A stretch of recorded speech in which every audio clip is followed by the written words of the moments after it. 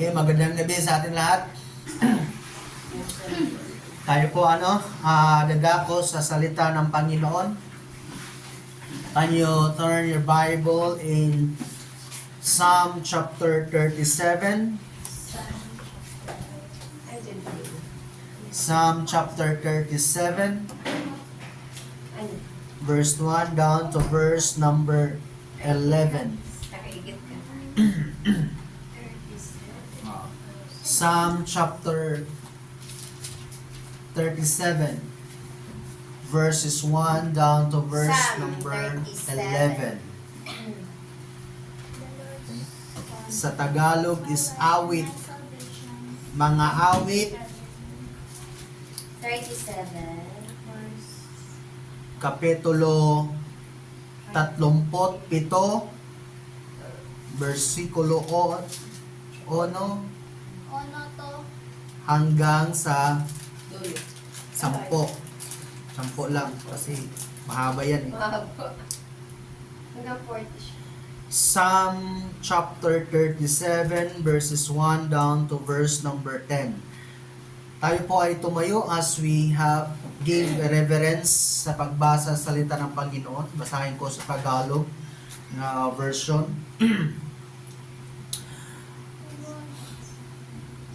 Psalm of David, verse number 1. Huwag kang mabalisa dahil sa masama. Huwag mong kainggitan liko nilang gawa. Katulad ng damo, sila'y malalanta. Tulad ng halaman, matutuyo sila. Umasa ka sa Diyos, ang mabuti gawin, at mananahan kang ligtas sa lupain. Kay Yahweh mo hanapin ang kaligayahan, at ang pangarap mo'y iyong makamtan. Ang inyong sarili sa Kanya'y italaga, tutulungang ganap kapag ika'y nagtiwala. Ang kabutihan mo ay magliliwanag katulad ng araw kung tanghaling tapat. Verse 7, sa harap ni Yahweh ay pumanatag ka, maging matiyagang maghintay sa Kanya. Huwag mong kainggitan ang gumiginhawa sa likong paraan, umunlad man sila. Huwag kang mapupuot ni mabalisa. Iyang pagkagalit, iwasan mo sana. Walang kabutihang makakamtan ka. Ang magtitiwala kay Yahweh, mabubuhay, ligtas sa lupain at doon tatahan. Ngunit ang masamay ipagtatabuyan. Hindi magtatagal, sila'y mapaparam kahit hanapin mo'y di masusumpungan. Banal namin na Diyos, sa pangalan ni Jesus, kami po ay nagsusumamo at dumaing sa iyo ngayong gabing ito, dear God.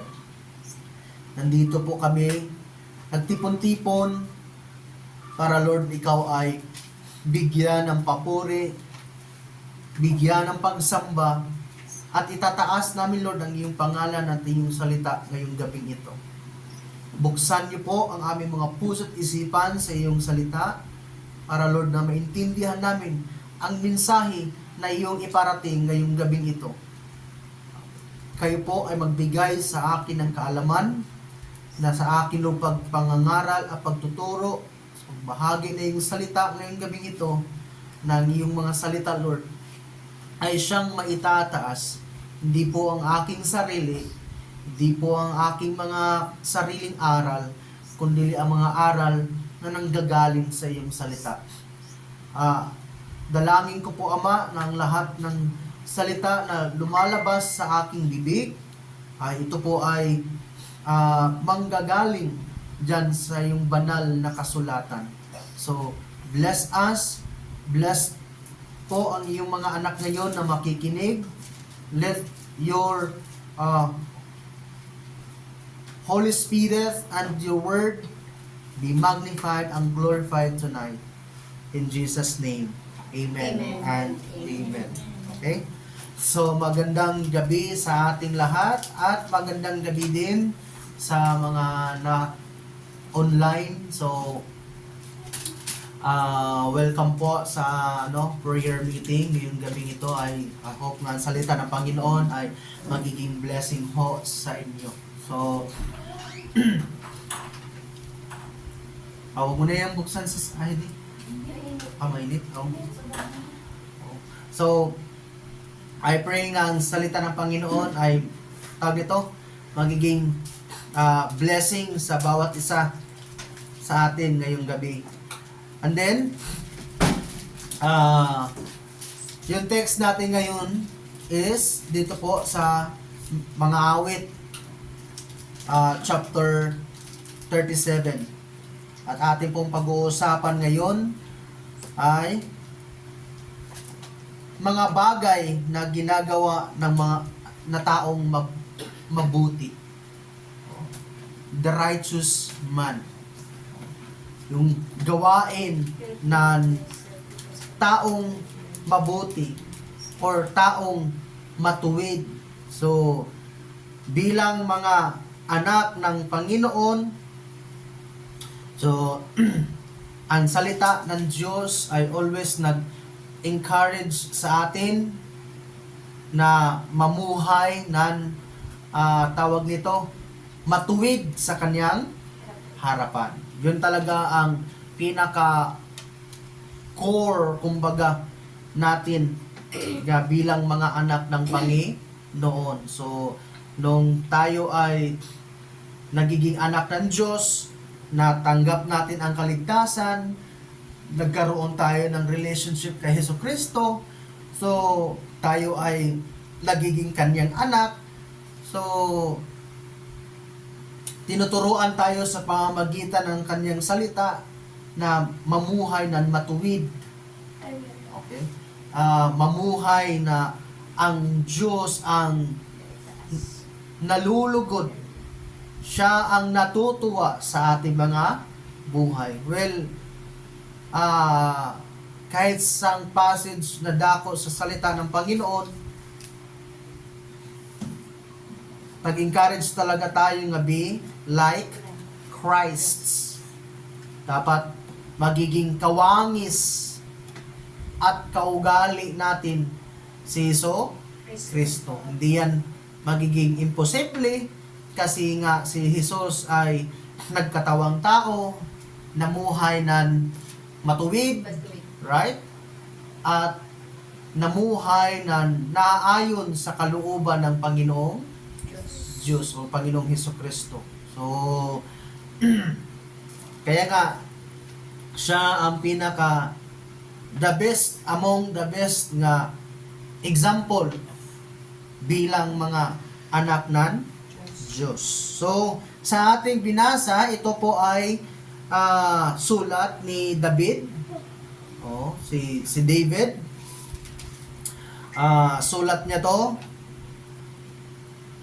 Kaya nga, ito ay katha ni David. Ito ay kanta ni David o ni David.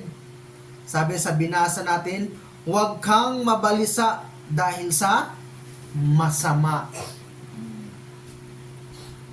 Hindi daw dapat tayo mabalisa. Balisa po ba tayo? Hindi. Sana all hindi. No? Balisa tayo. Balisa tayo. Sabi si Michelle dito. Buti pa mapasana all sana. Mapasana all na lang tayo. Na hindi kayo nabalisa. Hindi Nandito tayo sa mundong ito. Hindi talaga tayo exempted na mabalisa tayo sa pamumuhay natin dito sa mundong ito. So, we are not exempted. Although mga anak tayo ng Panginoon, pero hindi ibig sabihin na hindi na tayo mabalisa. Sa maraming mga bagay nga nabalisa talaga tayo. Kasi human being tayo. Tao tayo. Aso nga mabalisa. Tayo ba kaya? So, hindi normal, hindi masama magiging mabalisa. Ang masama diyan na nagiging mabalisa ka, naging mabalisa ka na sa buhay, na hindi ka na lumapit sa Panginoon, nagmurmur ka na sa Panginoon, nagreklamo ka na always sa Panginoon dahil sa mga bagay o mga pangyayaring dumating sa buhay natin. So, normal tayong mabalisa. Ang hindi normal, nasa sa area na yan, na pagiging mabalisa tayo, nga naapektuhan yung ating pamumuhay bilang Kristiyano. Yan ang hindi normal. Right? So, sabi ni David, a man after God's own heart, so, huwag kang mabalisa dahil sa masama. Diba, minsan, naiinggit tayo sa mga unbeliever, na-induce tayo sa kanila. Bakit? Huwag mong kainggitang liko nilang gawa. Kasi sino pa yung walang Diyos, sila pa yung yumayaman. Diba? Sino pa yung walang galang sa Panginoon, sila pa yung, tawag nito, may mga bagay na nandito sa mundong ito. So, minsan tayo bilang mga anak ng Panginoon, di mawari at hindi rin ipagkaila nga minsan naiinggit tayo sa mga unbeliever o sa mga taong walang Diyos. Bakit hindi natin sila kainggitan? Kasi katulad ng damo, sila'y malalanta. Tulad ng halaman, matutuyo sila. So, yung kayamanan nila, yung mga bagay, kung anong meron sa kanila, tag-metaphor pa, tag-halintulad pa sa salita ng Panginoon, nga katulad sila ng damo, nga sa araw malalanta lang. Kahit gaano kasikat yung tao,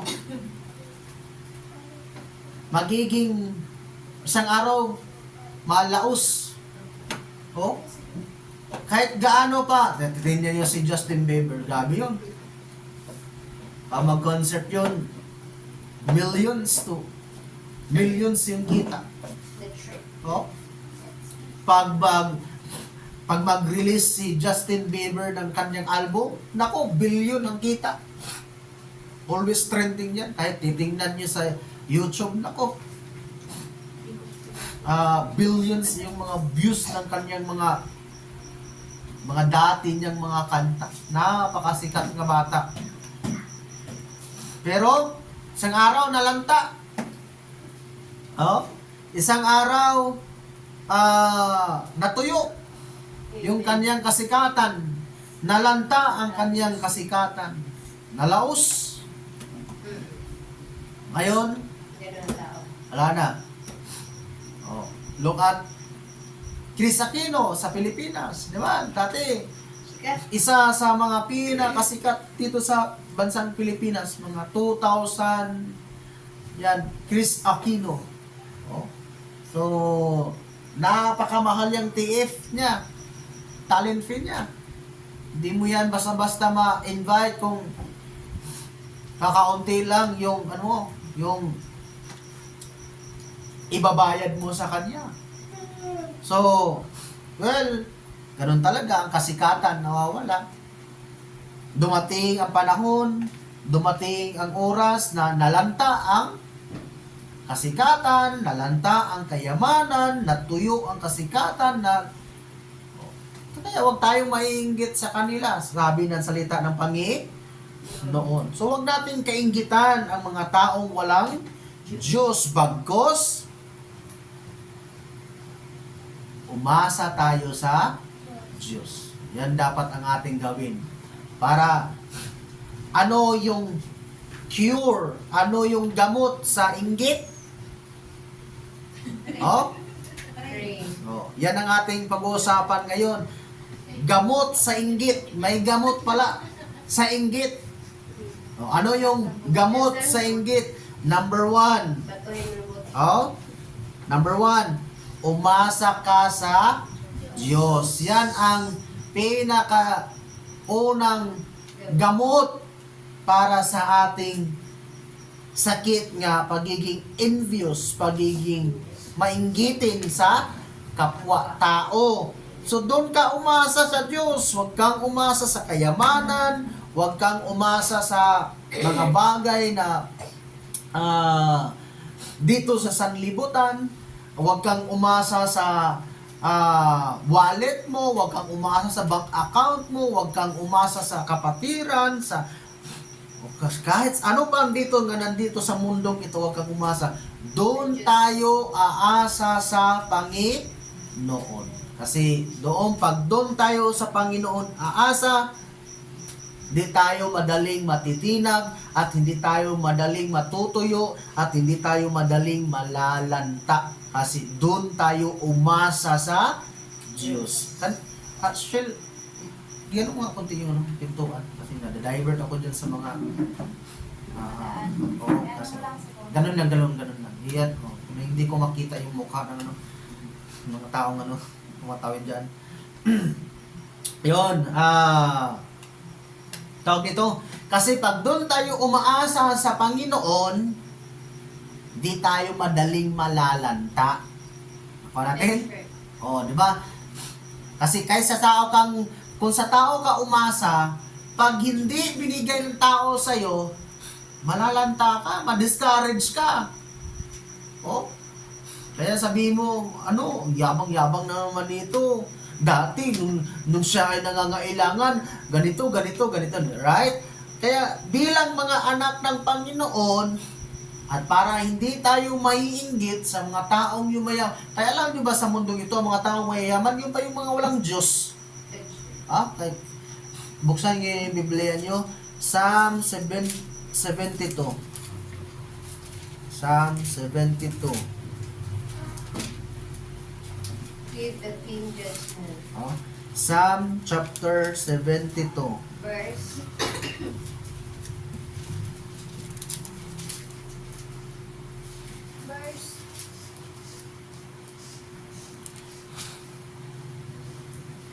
73 pala. 73.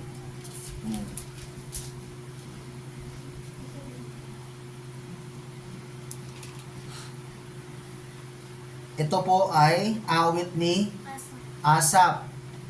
Psalm 73. Kay buti ng Diyos sa taong matuwid. Ano sabi ni Asaph? Ang buti ng Panginoon doon sa taong matuwid. Sa lahat ng taong ang puso'y malinis. Mabuti talaga ang truly God is good. Okay? Ngunit sabi ni Asaph, ngunit ang sarili ko'y halos bumagsak sa pagkahakbang ko'y muntik ng madulas. Kumbaga, ganito yan. Ay paniisap, pero ako malapit na ako ma-backslide. Okay? Ako malapit na akong tagalikod sa Panginoon. Kanya, pinuri pa ni Isaac ang Panginoon, ang buti ng Panginoon. Pero ako, sabi ni Isaac, ngunit ang sarili ko'y halos bumagsak, sa paghakbang ko'y muntik ng madulas, sa taong mayabang ako'y naiinggit nga. No, si Isaac ka naiinggit sa taong mayayabang. At sa biglang yaman ng mga masama. Akala nyo na tayo lang ang naiinggit sa mga taong walang Diyos? Pati din sino to? Si Isaac. Okay. Anong sabi ni Isaac? Ako'y nainggit nga at sa biglang yaman ng mga masama. Yung mga walang Diyos, sino pa yung mga masasama? Yung pang mayaman. Verse number 4. Ni hindi nagdanas ng anumang hirap. Tingnan niyo yung mga taong walang Diyos. Di ba? Amen. Parang wala mang silang kahirapan. Sila'y masisigla, katawa'y malalakas. Di ba tayo, magbulay-bulay tayo. Tingnan yung mga unbeliever. Parang wala silang sakit. Ang yaman nila. Tayo nga nandito sa Panginoon. Wala tayong pera. Bakit ganito, Lord? Bakit yung kapitbahay namin, Lord, ang yaman? Hindi naman yan tumatanggap ng Bible. Hindi naman yan makikinig sa Bible. Bakit ganito? Bakit sila? Give-bless mo, Lord. Verse number 5. Di tulad ng ibang naghirap ng labis, dinila, dinanas ang buhay na gipit. Ang pagmamalaki ay kinukuwintas at ang dinaramit nila'y pandarahas. Tignan nyo ha, yung kayabangan nila, tagkwintas na sa kanilang sarili. Sinong hindi maiinggit yan? Napakayabang, napakamasama, pero yumayaman sa mundong ito. Kaya nga si Isap, nainggit. Verse number 6, ang pagmamalaki ay ikinukuwentas at ang dinaramit nila'y pandarahas. Ang tibok ng puso'y pawang kasamaan at masasama rin ang nasa isipan. Oh, anong sabi ko kanina? Kung sino pa yung walang Diyos, kung sino pa yung masama, sino pa yung hindi tumatanggap ng salita ng Panginoon, yung mag-reject sa salita ng Panginoon, yung magbuli sa atin, sila pa yung mga yumayaman. Oh, di ba? Ikaw, tayo, na nagbahagi ng salita ng Panginoon, na nandyan sa Panginoon, di ka ba maiinggit? Kaya some of our brethren, magsasabi bitaw, nagsisi, sana hindi na lang ako nagiging baptist. Kasi simula na naging baptist ako. Ganito na yung buhay ko. Nakuha niyo? Oo, opo. Right? Di ba? Minsan sinasabi natin sa sarili, nung naging Kristiyano ako, bakit ganito na, bakit ganito, pero maghihirap na lang. Bakit? Nung hindi ka Kristiyano, mayaman ka ba? Hindi. O, hindi rin. Huwag ka magreklamo. Right? Okay lang siguro kung mayaman ka, tapos naging Kristiyano ka, naging pobre ka yun. Pero kung galing tayo sa hirap, wala tayong dapat ikareklamo kasi galing naman tayo sa hirap. Amen. Right? Verse number 7. Ang tibok ng puso'y pawang kasamaan at masasama rin ang nasa isipan. Mga ibang tao'y pinagtatawanan, ang yayabang nila, ang layon sa buhay ay ang pag-aapi sa kapwa nila lang. Tingnan niyo yung mga masasama. Mga pag-aapi ang kanilang ginagawa. Pero, yumayaman sa mundong ito. Tayo, wala. Oh. Kasi nung hindi maiinggit yan. Verse number 9. Diyos mang nasa langit ay tinutungayaw. Labis kong mag-utos sa mga nilalang. Pati Diyos. Tag-blaspheme nila. Napakasama. Yung pride nila, yung kayabangan nila, tagkwintas na sa kanila. Pang-aapi ang kanilang ginawa. Pati Diyos nilalait nila. Pati Diyos tinutungayaw nila. Labis kong mag-utos sa mga nilalang. Kaya sumusunod pati lingkod ng Diyos anumang sabi, paniwalaang lumos. Verse 11. Ang sabi, ang Diyos walang nalalaman, walang malayaong kataas-taasan. Verse 12, ang mga masamay ito ang kagaya din na kinukulang ay naghahanap pa. Samantalang ako, si Isap, sino to? Si Isap, verse number 13, samantalang ako, malinis ang palad, hindi nagkasalat, lubos ng nag-ingat, at aking natamoy kabiguan lahat. That's right. No? Parang bigo talaga ako. Malinis, wala akong ginawang masama. Nandyan naman ako sa iyo, Lord. Nagsusulwiling naman ako, Lord. Nagpray naman ako, Lord. Nagsamba naman ako, Lord. Oh, bakit ganito, Lord? Verse 14, Diyos, pinagtiis mo ako, naghirap, at tuwing umaga, parusa ang gawad. Tingnan niya. Tara sa isa pa, puro parusa ang araw. Umagang-umaga. Pero yung taong yumayaman, naku, ang saya-saya nila. That's right. Pero ang anak ng Diyos, ano sabi ni Isaac? Ano sabi ni Isaac? Verse 14, Diyos, pinagtitiis mo ako ng hirap at tuwing umagay parusa ang gawad. Verse 15, kung ang mga ito'y aking sasabihin sa mga lingkod mo, ako'y magtataksil. Kaya't sinikap kong ito'y saliksikin. Mahirap mang ito'y unawain. Verse 17, gayunman sa templo'y doon ko natuklasan na ang masama ay mapapahama. O, di ba? Ganito yan. Tingnan nyo si Isaac. Bauna na inggit siya. Kasi nakita niya mga masama, na mayaman. Dabi ng kayabangan nila, hindi na talaga masuka. Puro pang-aapi ang ginawa. Pero siya, puro problema ang kinakaharap ni Isaac. Pero tingnan nyo, pinagbubulayan ni Isaac ang kanyang sarili. Pumunta siya sa templo. Doon siya ng bulay. Lord, ano to? Pero doon niya natuklasan na ang mga masasama ay isang araw mapapahama. Kana tayo, instead na tayo ay mag-murmur against sa Panginoon, bakit nangyari ito, itong mga bagay na ito sa buhay natin, instead na tayo ay mag-murmur, why not nga lalapit tayo sa Panginoon, mangusap sa Panginoon, magbulay-bulay sa Panginoon, kasi dyan ang Panginoon mangusap sa atin.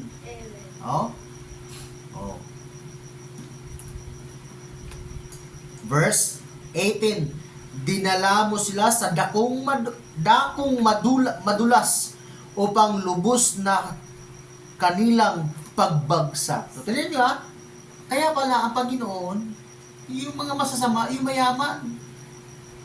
Tag-allow ng Panginoon kasi tagdala pala sila ng Panginoon doon sa isang lugar na napaka-dulas. Kasi pag sila ay madulas, hindi na sila makakabangon.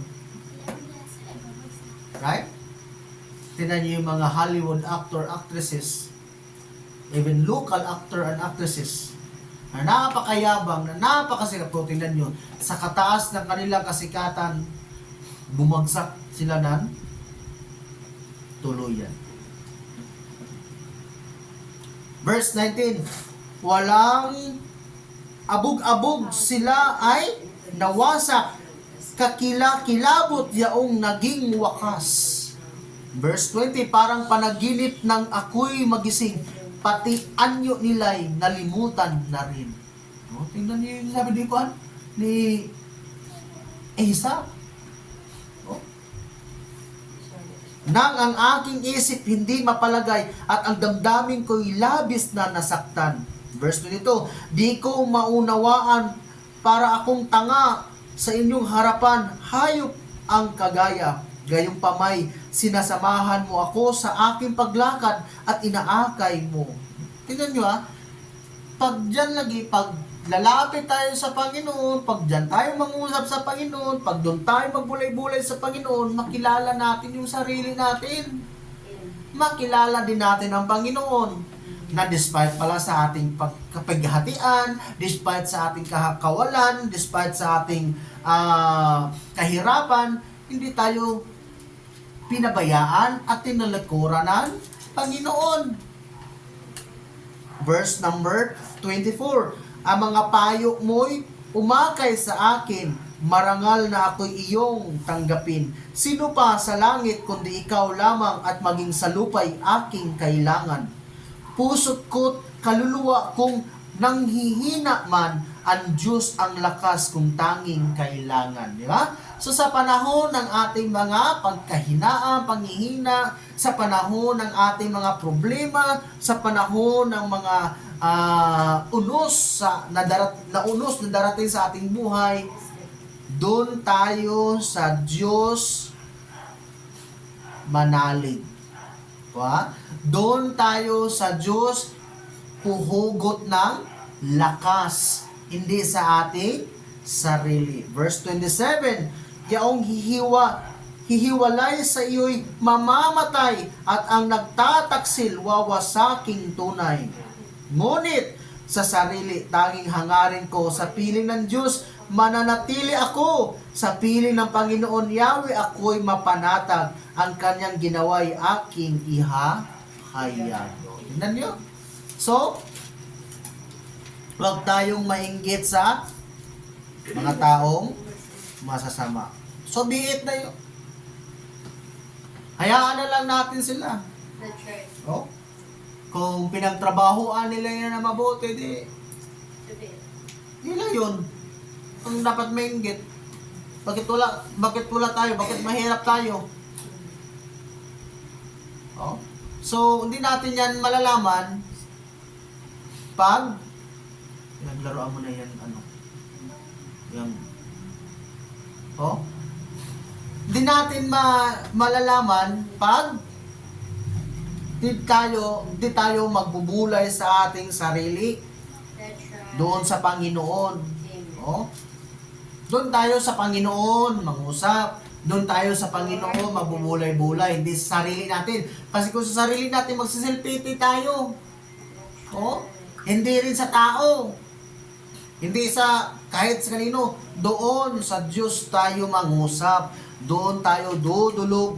Doon tayo dadaing sa Panginoon para maintindihan natin bakit binilagay tayo ng Panginoon sa ganitong sitwasyon. So, ano ang gamot sa inggit? Pikit. Umasa ka sa Diyos. Joke. Ha? Umasa ka sa Diyos. Oh. Tama inggit. Gamot sa inggit, wala sa Oh. mercury. Sabi ng taong inggit. Nasa ibin. Lahat ba ng taong inggitero? Lahat ba ng taong inggitera, itang kapitbahay? Bili na, paano ko nakabili ng TV pero utang naman. That's right. Bala utang, sa kanya naman yun. Huwag kami inggit. Right? Hindi naman So, ito mabayaran. ikaw naman, hindi naman siguro ikaw mabayan. So, hayaan natin sila. That's right. Oh, ano ang gamot sa inggit? Umasa sa Diyos. Oh, kasi kung may mga bagay tayo tag-expect, di tayo agad malalanta. Ako hindi agad tayo matutuyon. Oo nga, hindi binigay ng Panginoon para tayong kahoy nga natuyot na wala nang buhay. Kulang na lang tayo sibakin at gawing panggatong. Hindi ganun. Amen. So, ang taong umasa sa Diyos, palaging buhayan. Magbigay ang Panginoon or hindi magbigay ang Panginoon, always siyang mananatiling umasa sa Diyos. And then, pangalawang remedy, pangalawang gamot sa inggit. Ano? Ha? Hanapin mo kay Yahweh ang kaligayahan. Okay, Yes. verse number 4. Verse number 4. Ito tayo sa mga Biblia natin, baka mawala tayo. Oo. Okay? Verse number 4. Psalm chapter Baka naggawa-gawa ko ng remedy dito. Psalm, sana kayo, Psalm 37. 37. Balik tayo sa text natin. Psalm chapter 37, verse number 4. Delight thyself also in The Lord. the Lord, and He shall give thee the desires of thy heart. Naku, ang ganda ito. Ewan ko kung memorize niyo ito. Mga Oh? kasi favorite ko. Oh, ang daming mga Christian ito, favorite nila itong verse na to, Psalm 37:4. Delight thyself also in the Lord, and He shall give thee the desires of thy heart. Oh, di ba? Kaya mo hanapin ang kaligayahan. Huwag mo hanapin yung kaligayahan sa kapitbahay. The desire of Eh nga, maiinggit tayo kasi kaligayahan natin doon sa kapitbahay natin hinahanap. Oh, doon sa kaibigan, doon sa tao, doon sa pera. Hindi ganun. Yung kaligayahan natin doon sa Diyos. Delight yourself in the Lord. Amen. Minsan sa sarili. No? At ang pangarap mo ay iyong makakamtan. Ako, ang ganda ng promise ng Panginoon. Gusto niyo na gusto natin na ang ating mga pangarap, ang ating mga desires na ibigay ng Panginoon? Oh, delight yourself in the Lord. Ganito yan ha. Pag natutuwa ang Diyos sa atin, ibibigay ng Diyos kung ano yung Desire mo. tag-desire ng puso natin. Kung ano ang minimithi ng ating puso. Kung ano yung mga pangarap natin sa buhay. Pag natutuwa ang Diyos. Like Huh? The word delight. the Lord. Pero pag hindi natuwa ang Diyos, So di huwag ka mag-expect nga ibigay ng Panginoon. that's right. Kagaya, di ba? Kaya nga tinawag natin si Lord na Father. Di ba? Nagkaroon tayo ng relationship sa Kanya. Oh. Di ba? Kagaya ni Blessy, anak ko siya. Pag magsabi si Blessy pa, bili mo ako ng paper. So, wala na akong papel. Di ba? Pag hindi ako natuwa sa kanya, ay hindi kita bilhin ng papel. Bahala ka sa buhay mo. Bakit ganon? Kasi hindi ako natutuwa sa kanya kasi napaka pasaway. Oh. Pero ganon din tayo spiritually sa harapan ng Diyos. Pag nakita ng Panginoon na ikaw at ako ay na-delight siya, natutuwa siya, nagagalak siya sa buhay natin. Ang tanong ko, ipipigil ba ng Panginoon na ibigay sa atin ang ating pangangailangan? Oh, hindi talaga. Hindi pigilan ng sarili ng Panginoon. Hindi pigilan ng Panginoon ang kaniyang sarili para ibigay ang ating pangangailangan. So ano na bang hindrances para hindi maibigay ng Diyos ang ating pangangailangan? Walang iba lang talaga, kasalanan. Okay? Pag may kasalanan tayo, pag may nagawa tayo sa harapan ng Panginoon na hindi maganda, talaga, ipagkait talaga ng Panginoon sa atin ang kanyang promesa. Right? Kasi hindi siya natuwa sa atin. Kaya nga, kayawi mo hanapin ang kaligayahan. That's right. Problema kasi sa atin, kaligayahan natin, nandito sa libutan natin hinanap. Nandito sa mga bagay-bagay, nasa tao. Oh, That's right. kita natin sa tao, pagkita natin sa kaibigan natin, kapitbahay natin, na lumalago. Naku, doon na. Oh. So, ano yung pangalawang remedy? Delight in the Lord. Para hindi tayo maiinggit. Number 1, umasa sa Diyos. Diyos. Pagpuri sa Diyos. Munanggi, sabi sa verse number 3, trust in the Lord. Good. Saan tayo manalig? Sa Diyos. Sa Diyos. Oh, manalig sa Panginoon. Pangalawa, delight yourself in the Lord. And he shall. Di ba, hindi masakit sa ulo?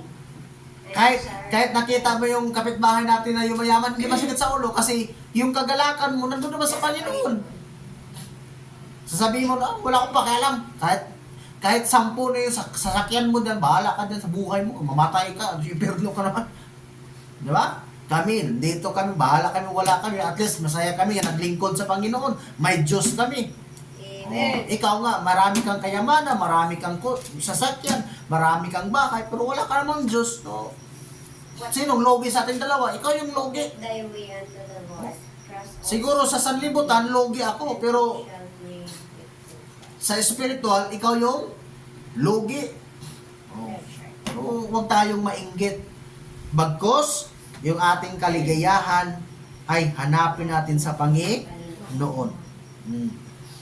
Next, una, Trust. na remedy, trust. Okay? Dalawa, delight. Pangalawa, delight. Delight to the Lord. Then pangatlo, commit your way into the Lord. Yeah. Okay? Ang iyong sarili ay italaga sa Diyos. Also in Him. And He shall bring it to pass. Sabi sa verse number Trust, 5, delight, commit thyself. thy way, your way. Your way. Okay? Unto the Lord, trust also in Him, and He shall bring it to pass. Ang iyong sarili ay sa Kanya italaga. Saan niyo italaga ang iyong sarili? Diyos. Sa Diyos, hindi sa akin. And He shall bring Oh. forth thy righteousness. Lahat ng ating mga gawin, italaga natin sa Panginoon. Ilagay natin sa Panginoon. Di ba sakit sa ulo? Di ba? Hindi tayo maghahabol ng pera sa mundong ito. Bakit? Lahat ng ating mga ginagawa, tag-commit natin sa Panginoon. Lord, may maliit akong negosyo. Ikaw na po, Lord, ang bahala nito. Right? Lord, ganito, Lord, may trabaho ako. Lord, ikaw po ang bahala nito. Lahat ng ating gagawin, Ibigay mo sa ibigay natin sa Diyos. Ha? Hindi ko hakutin natin lahat ng trabaho, hakutin natin lahat ng negosyo para magkapira tayo. Nako, ma-stress lang tayo. Oh, example, ngayong umaga na ito yung negosyo ko, pandesal. Pagka alas 10, itong negosyo ko is barbecue saging. Pagka alas 12, ito yung negosyo ko. Lahat na lang, pasukin natin lahat ng negosyo. Kasi gusto kang magkapera. Gusto mong abutin na, gusto kang may maabot. Tingnan niyo yung mga taong naghahabol ng pera. Lahat gagawin. trust, Yung iba dyan, wala nang pahinga. delight, and Oh? and rest. Kahit gabi, nagtatrabaho. Bakit nagtatrabaho pa rin gabi? Kasi nga gusto niya yaman. Bakit hating gabi nagtatrabaho pa? Kasi naghahabol ng pera. And rest. Di ba pag ikaw, kahit maliit lang yung negosyo mo, binigay mo sa Panginoon, hindi masakit sa ulo. And Oh, may papasok or walang papasok. May trabaho ka, nagtrabaho ka ng maayos, tag-bless ka sa Panginoon, nakatanggap ka ng sahod, di wag mong kalimutan ang Panginoon. That's right. But Problema kasi natin, tanggap natin yung sahod, nakalimutan ng Panginoon. Di ba? Example, Lord, magpapera ngayon, Lord, binigyan ng Panginoon ng trabaho na. Nagkaroon na ng pera, naku, nauna na si SM, nauna si Mang Inasal, nauna si Jollibee, nauna si wala na lang kayo. Macdo, nauna na si Tapos pa. nauna. Tapos nasaan na si Lord? Diin na, utangin ko muna. Lord. Nasaan na ang nasaan na ang para sa Panginoon? Kay Oh. pastor lang kasi yun eh. Pagtingin sa wallet, wala na, Lord. Next month ra ka nang sa'yo, Lord. Nako. Nakakasada, no? Tapos dasal tayo nga, bless ako, Lord. Lord, payamanin mo ako. Pero pagdating ng sahod, Lord, pwede next month na lang sa'yo, Lord. Oh? Kaya nga kayo, pag makatanggap kayo ng sahod, makatanggap kayo ng, tawag nito, profit, ginansya sa inyong negosyo, unahin niyo ang Panginoon, Lord. Kaya ikaw man nagbigay sa akin ng kalakasan, ikaw man nagbigay sa akin ng kalusugan para makapagtrabaho ako, ikaw man lahat, Lord, pero Lord, ikaw talaga ang mauuna dito sa sahod ko. That's Okay? right. Hindi yun si Macdo, nauna pa yun si Macdo, nauna si Jollibee, nauna si Mang Inasal, nauna pa yun sa libutan. Ang Panginoon, Lord, ito na lang talagang naiwan, Lord. Pasensya na, Lord. Next na lang, Lord. Kaya, no? Oh, tingnan nyo, kung hindi natin yan nagawa sa first sahod, lalo na sa second Susunod sahod, na yun. hindi na nga nagawa sa pinakauna. Bahala kahit gaano kalaki yung utang, kahit gaano kalaki yung utang natin, huwag kalimutan ang Panginoon. Huwag hindi kalimutan, Lord. Bahala ka na, Lord. Tugan na, Lord. Oh?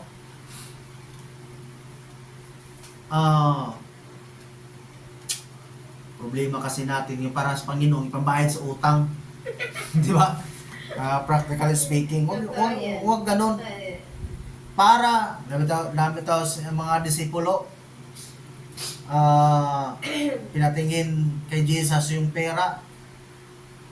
Sabi ni Lord Jesus, sinong mukha ang nandyan sa pera? Si Caesar, Lord. Render into Caesar which belong to Caesar, and render to God which belong to God. Bigay mo kay Caesar para kay Caesar. Bigay niyo sa Panginoon para sa Panginoon. So, tawag nito, kung gusto pala natin tayo i-bless, so, Unahin natin ang Panginoon. unahin natin ang Panginoon. Yes. Commit your way. O, italaga natin yung ating Kaparaan. sarili doon sa Kanya. Lahat ng ating gagawin, lahat ng ating mga plano, basta lahat, when we say way, yung mga plano natin, And rest. yung mga ginagawa natin, ibigay natin sa Panginoon. Diba, pag binigyan natin, hindi tayo maiinggit. Ba, hindi ka maiinggit sa katrabaho mo. Ano, bahala ka na promote yan. Hintayin ko yung kalooban ng Panginoon. Di ba? Hindi ka bakit doon na-promote siya? Mas magaling ako sa kanya sa pagtrabaho, mas masibag ako, mas matalino ako sa kanya. Bakit siya na-promote? Bakit sir? Bakit ganito sir? Hindi ganon, kasi naiinggit ka. Ang problema yan, hindi dahil sa kanyang kagalingan. Ang problema yan dahil ikaw ay naiinggit, hindi mo tanggap. Di ba? Kasi ganito yan, kung kalooban na, kasi kahit bobo pa yung kung gusto ng Panginoon i-promote yun, kasi sa'yo, i-promote yun. Right? Pero pag ikaw nag-antay ka, lahat ng ginagawa mo, binigay sa Panginoon, kahit sino pa na Poncio Pilato yung tag-promote yan, wala kang pakialam, wala kayo dyan. Hindi ako sakit ang ulo ko. Kakain na ako dito sa gilid. May Diyos naman ako. Kung tag-promote siya, sa isang araw, ako naman i-promote. Di ba? Hindi masakit sa ulo. Oh. Kaya nga, yan ang pangatlong remedy sa inggit. Oh? May gamot pala sa inggit. Rest, delight, Oh? commit. Anong gamot sa inggit? Hindi ba UGC?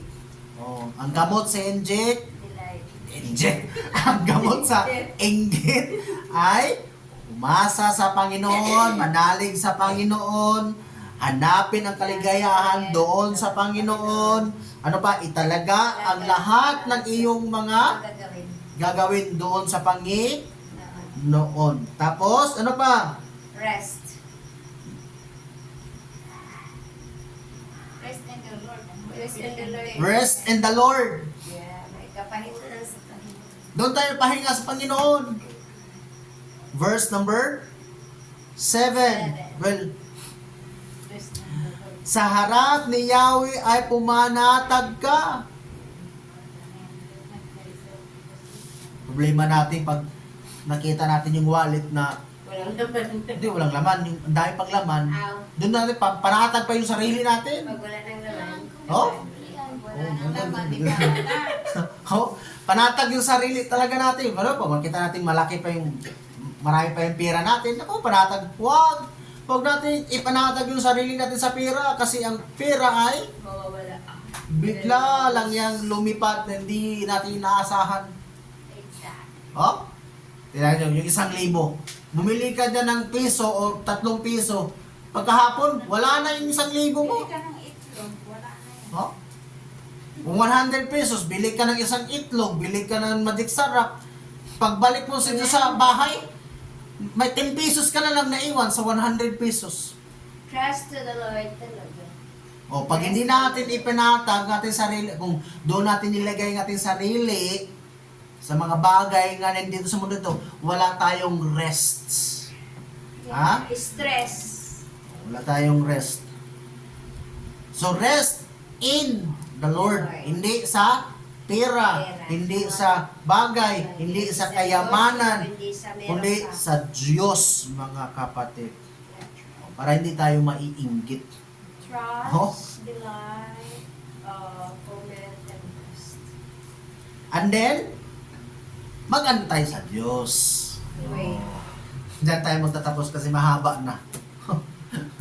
Okay, hindi nyo na mabear sa inyong mga utak ninyo sa ilang punto na yun. Isis No? mo na yung evil the words. Number 1, Trust. trust in the Lord, delight in the Lord, Rest. commit your way, rest in the Lord, and wait in the Lord. Wait, by the way hindi lang wait. Wait patiently. Kasi wala tayong pasensya eh. Right? Verse number 7, rest in the Lord and wait patiently for Him. Oh. Nag-antay nga tayo pero wala tayong pasensya. Di ba ganito yan? Kaya nga may patiently kasi ang tao nag-antay. Ang tagal naman. Nag-antay ka nga, pero puro ka, more. Tagal yung bus na to. Ay, naku, kung pwede pa magmura na. Ang totoong nag-antay with patience. Diba? Mahinahon ka lang sa buhay. Ano bang word nga patient? Pasensya. Oh, pasensya. Pasensya. Long suffering. Oh, may mahaba kang pasensya. Kasi ang Diyos, ang promise ng Panginoon, hindi naman katulad ng sili nga pag idiin mo sa kamay mo, anghang agad. Hindi man ganun. Minsan ang promise ng Panginoon, ibigay niya 20 years muna. Wala na yung lakas. Ho? Na-promise ng Panginoon, tignan nyo, in the Old Testament, nag-promise ng Panginoon tagapagligtas sa kanila, Walang si ano. almost 700 years, dumating yung promise. Sino ba yung si Sarah? Oh. Pinatawa Sinabi namin ng Lord, 90 na siya magkaanak. Tapos, Sa promesa ng Panginoon, matagal talaga. kaya nagkasala. May mga prayer talaga tayo, minsan, dinggin ng Panginoon, 10 years na, dininig ng Panginoon, 5 years, Lord, sir, 15 years. Ko, hindi pa ako pinanganak. Oh, pag wala tayong pasensya, tumalikod talaga tayo sa Panginoon. Huwag lang tayo mag-antay tayo nga may pasensya. Hindi, mag-antay. Kasi sige tayo antay, sige tayo murmur. Nagkasala tayo sa Diyos. Nag-antay ka nga, puro ka mo, sana Lord. Tagal mo naman, Lord. Nag-antay ka nga. Nag-antay nga tayo. Wala ka ng trabaho sa Panginoon. Right? Paano ka ng iblis? Importante mag-antay with patience para sa pag-aantay natin sa promesa ng Panginoon, hindi tayo magkasala. Tignan niyo yung mga tawag dito, Israelites. 40 years lang ako, ikot-ikot doon sa wilderness. Bago sila punta doon sa tawag dito, Promised Land. Bago dami pang mga naganap. So with patience, kay sa pag-aantay natin, dahil pa talaga ang ating tawag nito, dati talaga mga Pagdaanan. daanan pa. Rock road. Kagaya lang ba ng nung nag-antay tayo sa sasakyan, tagal na ba itong jeep? Sana ba yung mga jeep? Hindi natin alam, doon pala may nagbanggaan, doon pala sa unahan, nagka-traffic, doon pala sa unahan, may nagdisgrasya, ang jeep pala na-flat, lahat pala ng jeep yung sa unahan pala na-flat, pinulit tayo. Ano ba yung jeep? Antay lang kasi darating lang talaga yan, yun na ang Panginoon. Darating at darating talaga yan. Susubukin ng Panginoon yung ating pasensya kung hanggang saan. Hindi masama magantay sa Diyos. Ang masama dyan, na nag-antay tayo, na nagmurmur tayo against sa Panginoon. Nasaan naman ka, Lord? Nasaan ka na, Lord? Bakit ang tagal, Lord? Huwag nating, tawag ito, pangunahan ng Panginoon. Huwag nating diktahan ang Panginoon. Lord, bahala ka, Lord. Basta mag-antay ako, Lord. Kasi ang Panginoon, hindi siya nauna, hindi rin siya nahuli. God is always in the right time. Diba? Mamangha na lang tayo, naku, ganito talaga, ito talaga inantay kong araw, binigay talaga ng Panginoon. Ang sarap pakinggan at ang sarap magpasalamat sa Panginoon. Oh? So, yun po ang ating pinag-usapan ngayong gabing ito. Mga gamot para sa inggit. Oh, anong gamot para sa inggit? Umasa sa Panginoon. Trust, delight, Ano pa? Hanapin mo ang kaligayaan sa Panginoon. Italaga mo ang lahat ng iyong mga gawain sa Panginoon. Ano pa? Pumanatag sa Panginoon. Rest in the Lord. And then, mag-antay sa Panginoon. Waiting patiently. So, I hope this evening, trust, delight, commit, and naintindihan natin ang salita ng Panginoon. Ngayon, permitting man natin, o may mga bagay nga dinasal natin sa Panginoon, so, well, huwag na natin sabihin sa Panginoon, Lord, tagal naman, Lord. Oh? lang, and continue to pray. Parang simula pa ng prayer meeting namin, hiningi ko na to, hanggang ngayon hindi pa. O, antay pa rin. Sinagot ka na nga ng Panginoon, wait. Di ba? Antay pa rin tayo. Ay, hindi naman buta ang Diyos, hindi naman bingi ang Diyos, at hindi naman patay ang Diyos. Oh? Buhay ang Diyos, nakikinig at nakikinig siya sa atin. So, let's bow our head, close our eyes. Tayo po ay magdasal, and I hope ang salita ng Panginoon ay nagiging blessing sa atin. Our gracious Heavenly Father, in Jesus' name, maraming salamat Lord sa gabing ito. Maraming salamat una sa lahat sa iyong salita. Lord, pinag-usapan namin ngayon, dear God, ang gamot sa inggit. Dahil nandito kami sa sanlibutan, Lord, na talagang hindi ipagkubli, dear God, at hindi, Lord, kami exempted na maiinggit kami dito sa sanlibutan. Na nakikita, lalo-lalo nakikita namin yung mga taong walang pakialam sa'yo, mga taong bastos sa'yo, na sila, Lord, ang lumalago. Kaya, Lord, some of our mga brethren na apektuhan, Lord, sa ganung sitwasyon, dear God, some of them nagsisi nga na naging Kristiyano sila kasi simula daw nga naging Kristiyano sila, nagka-dilitsi-litsi daw yung mga buhay nila, nagsisi sila, naging Kristiyano sila kasi daming mga pangyayari nga nangyari sa kanilang buhay, dear God. So Lord, daming naapektuhan, dear God, dahil sa inggit, dahil sa problema na inggit, Lord. So Lord, I pray, although napakadali, Lord, pakinggan ang iyong salita, napakadaling ibigkas ang iyong salita, pero tulungan niyo po kami, Ama, na ang iyong salita ay amin pong isabuhay sa bawat isa sa amin, dear God.